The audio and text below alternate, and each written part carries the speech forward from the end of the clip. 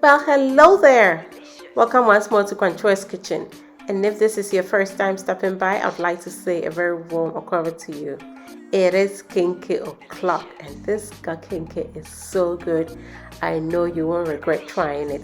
Come along and let's do some cooking.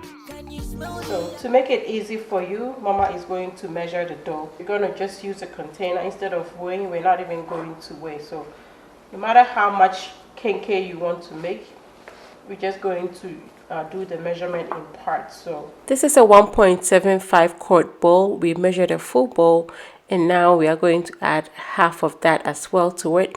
To that we are going to add some cold water, just a little bit of cold water, and then we also have some hot water. We don't want to stand here preparing banku like forever, so hot water to make it warm to start off with, so it's easy on us. So the first step of your kenkey making process is where you make your banku. So we're actually going to cook this the same way we would cook banku. You want to make sure that it is perfectly salted, just like you would with banku. And the only difference between this and regular banku is this has no cassava dough in it. And we are just going to mix it until we have our perfect consistency with just enough warm water, so it's not going to stay on the stove top for too long. So we are going to cook this on the stove top just like we would with banku. And just like with banku, you want to stir at this point when it is very liquidy until at least it thickens before you decide not to be so religious or be so lazy with the stirring, because you don't want to have lumps. Can you smell the aroma? Yeah. From Kwancho's Kitchen. Yeah. Delicious. Yeah. Delicious. Delicious. Yeah. Delicious. Delicious.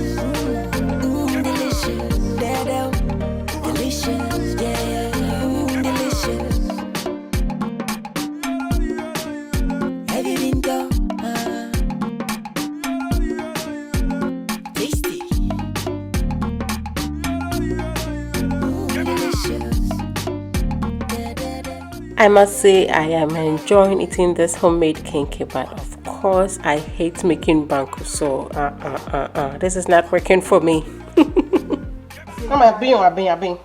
So the banku part is perfectly cooked. You could pretty much eat it as it is now, and since I have approval that it's done, I've brought it off the stove top.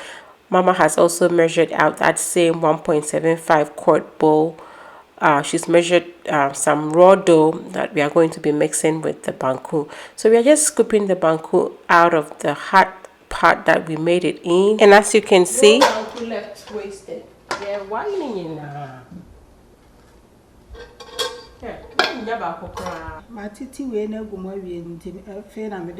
So now Mama is ready to mix the raw dough in here with the cooked banku. Delicious. Delicious. Delicious. So I'm going to help mix. We're starting off by using the cold one on the top. So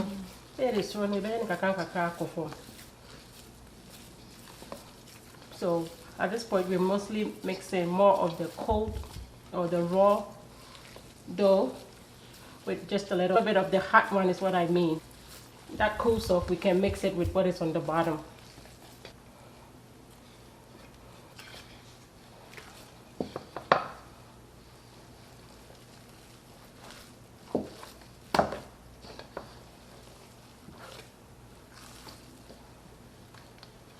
I read somewhere under a post that I made that you can use your mixer to mix this. And I would really love to use that, but Mama claims she always does it with her hands, so. But then back home, you know, you sit on a stool and then you have some leverage. Doing it this way is a little bit of a chore, but I feel yeah.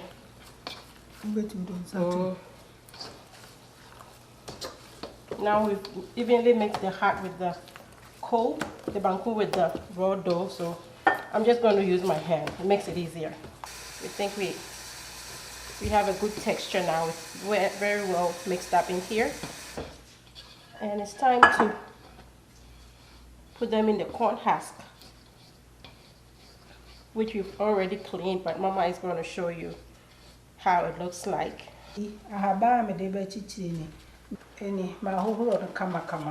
So this is the corn husk that we are going to use. I must confess, the first time that I tried to make kenkey here, we have been making kenkey a long time, since I was a little girl, but the corn husk they normally sell here, they have cut it, so it was hard. I made a mess out of it. That's what deterred me from ever trying to make it. So this is the corn husk. This is a full one. This is how it looks like. We just separated them, pulled them apart. Mama is going to start making the balls. So since we want it to be uniform, she's going to form the balls first. And then we set them aside until everything is shaped before we put them in the husk. Delicious. Delicious, yeah, yeah. Delicious, da-da. Delicious, yeah, yeah. Delicious, da-da-da. Delicious, delicious. Mama says she's going to leave this little, this is like about one more ball, but she's going to save it so she can use it to patch the back of the husk when she wraps it up.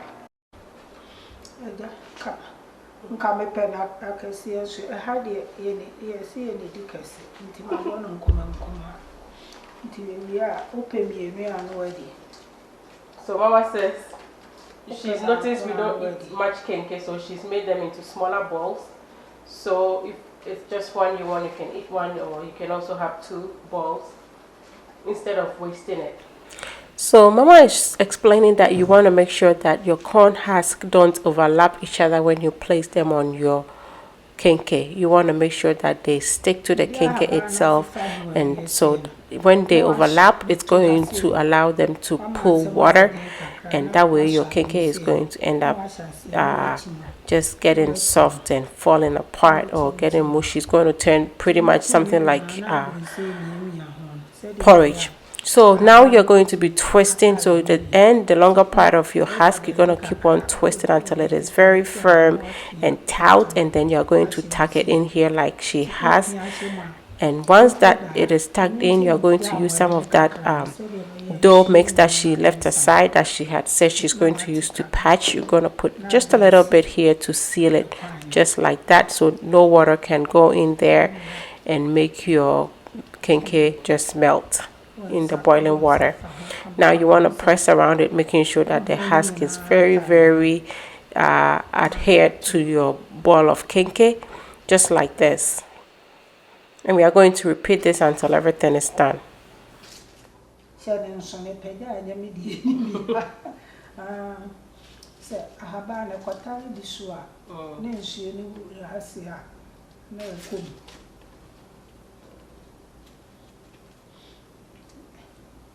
Okay, this is what I could do. Yes, I mentioned so. She wants me to mark it, so even it gets messed up, we know it's not hers. Delicious, yeah. Delicious. Can you smell the aroma? Yeah. From what she was kitchen, yeah. Delicious, yeah.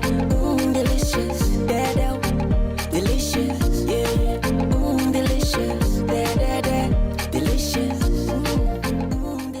So now that we are done wrapping all our kenkey, we are going to get ready to boil it. And before we can arrange the balls in our cooking pot, you want to line the bottom of it with more corn husk.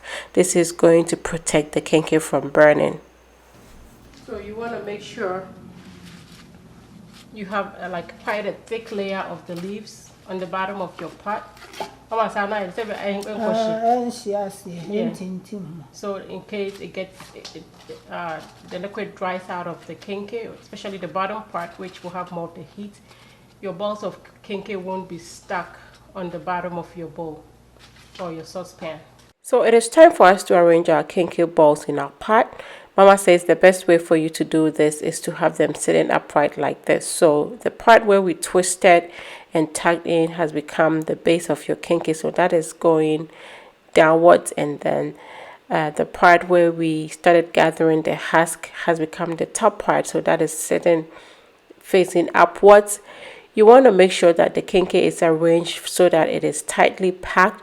That way it's not going to easily get unraveled when the water just washes, the boiling water washes around it. So you want it to be taut. And now she's adding some more salt, just a little bit more salt, to make sure that our kenkey comes out perfectly salted. Meanwhile, we've boiled some water, so we are going to pour some of that boiling water over our kenkey. You don't want the water to be too much. You want it to just be at a point where you can see, but you don't want the water to come over your kenkey. It will only boil over and make a mess, or worst case, it is just going to boil so aggressively that it's going to cause your kenkey to unravel. So about 3/4 way full of water is perfect for this purpose. Now we are going to cover with more corn husk. The corn husk actually contributes a lot to that kenkey flavor, so you don't want to be miserly on that anyway. Now we are going to add a kitchen towel in place of the plastic that the kenkey sellers would use. This is a better option. Mama says typically she would have used the flour sack back home, but since she doesn't have that, she's going to use a kitchen towel.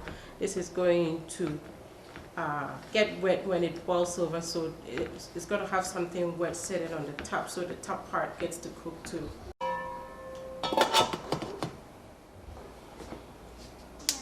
So about 45 minutes of it boiling, we came to check on it. Since we didn't put too much water, you want to make sure that you check so that your water does not all dry out, or the kenkey actually absorbs the water. So that's what is really happening.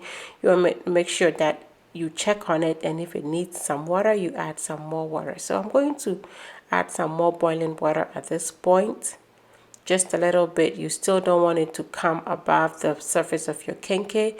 I'm going to replace my corn husk and my kitchen towel, and then I'll put the lid back on to cook some more.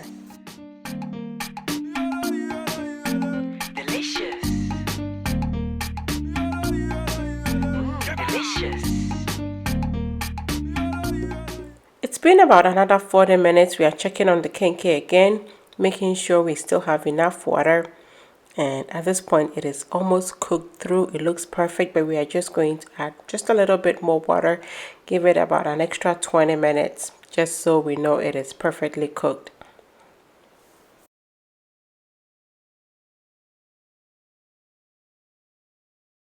So another 20 minutes later, and we're checking on our kenkey again.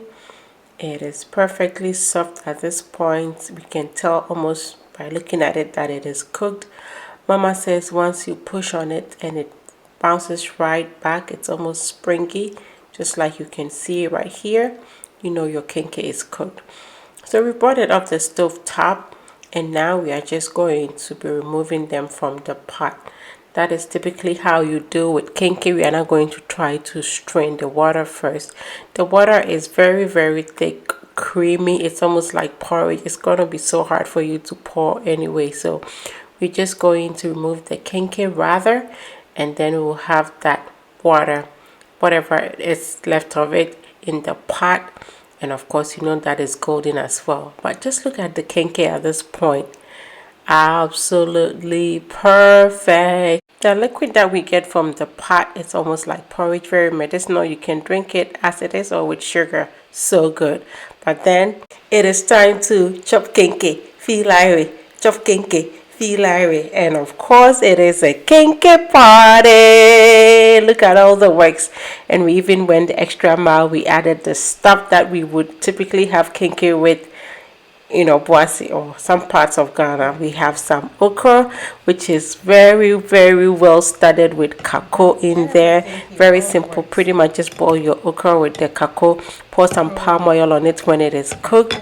That is all there is to this.